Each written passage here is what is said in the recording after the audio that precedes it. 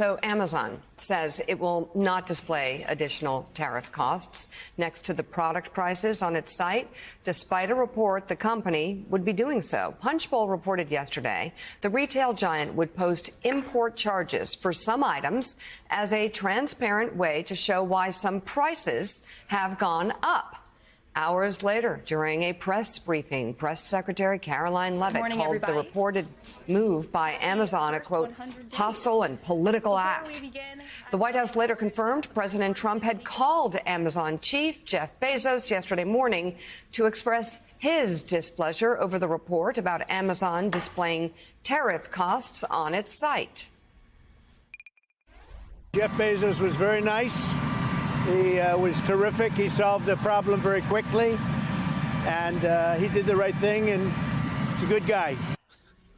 An Amazon spokesperson issued this statement, quote, the team that runs our ultra low-cost Amazon Haul store considered the idea of listing import charges on certain products. This was never approved and not going to happen. The Wall Street Journal editorial board is writing this morning about all this. The piece titled Trump versus Amazon's Brilliant Tariff Idea. The Journal writes this. President Trump says his tariffs may raise enough revenue to replace the income tax. So why is he afraid to let Americans see what they're paying? Instead of owning his policy, the White House has bullied Amazon to keep quiet about what it will cost. The public could have used Amazon's price transparency. Tariffs are taxes, and it's helpful to know how policy choices affect final prices.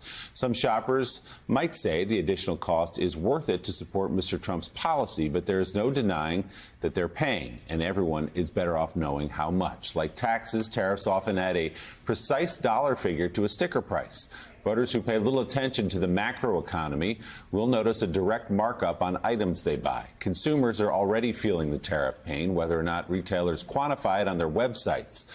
White House denials won't change that, but repealing the tariffs would. That is the Wall Street Journal this morning. Richard Haas. Also, not really a plausible argument from the White House briefing room yesterday, calling Amazon a bunch of, left-wing commies. One of the most successful enterprises in the history of capitalism is Amazon.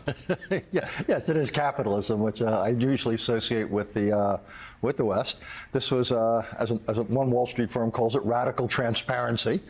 And the White House probably could have pushed back and said, well, they're listing the immediate cost. They're not talking about the long-term benefits. But I thought it was really interesting what the Wall Street Journal did.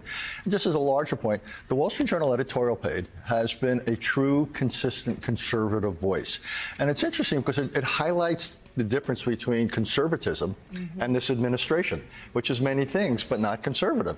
It's not institutional. It doesn't look at precedent. It doesn't follow the rule of law carefully. So all the things that conservatives believe in, and the Wall Street Journal highlights them. And the contrast, I thought, again, yes, in today's paper, good for them. We should note, though, that Amazon was going to list as tariffs on just one part of its site, the Amazon Haul part of it, which is the low-cast.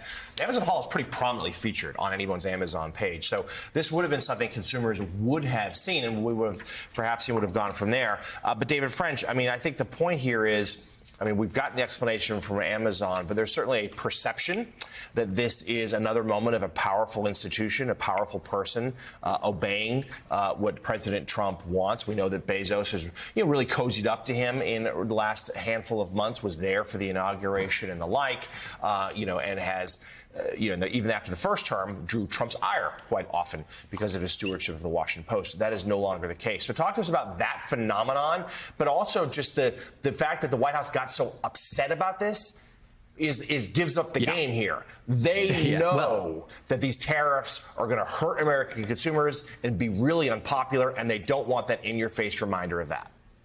Yeah, they absolutely don't want that reminder. They want some sort of deniability with their base that price increases have anything to do with the tariffs, and they want the base to think that price increases are going to be due to corporate greed.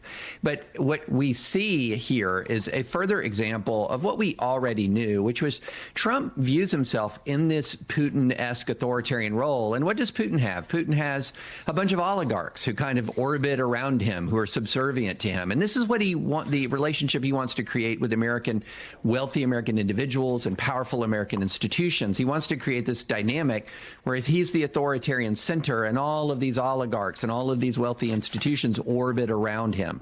And the thing that's That's not surprising. We know this, but the thing that's discouraging is how many of these wealthy American institutions and how many of these wealthy American individuals seem to be entirely willing to play that role, to play that subservient role around Donald Trump. That is the thing that has been most surprising to me, as these people with immense wealth and immense power and immense pride consistently are bending that knee to Donald Trump. And that's the thing that's particularly alarming.